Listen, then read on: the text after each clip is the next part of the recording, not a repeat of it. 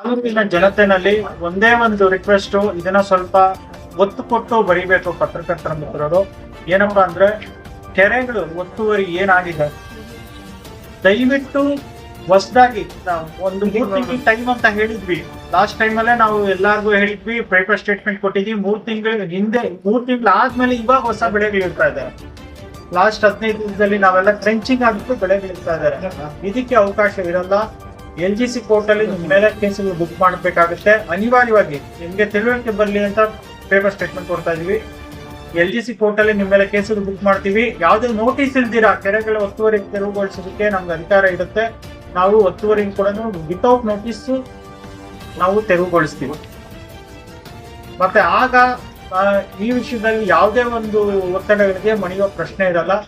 ದಯವಿಟ್ಟು ಜನತೆ ಅರ್ಥ ಮಾಡ್ಕೊಳ್ಳಿ. ಕೆರೆಗಳು ಅದಾದ್ಮೇಲೆ ರಾಜಕಾಲುವೆಗಳನ್ನ ತೆರವು ಮಾಡಿಸ್ಬಿಟ್ರೆ ನಮಗೆ ಕೆರೆಗಳು ಮತ್ತೆ ತುಂಬುವಂತ ಅವಕಾಶ ಇರುತ್ತೆ.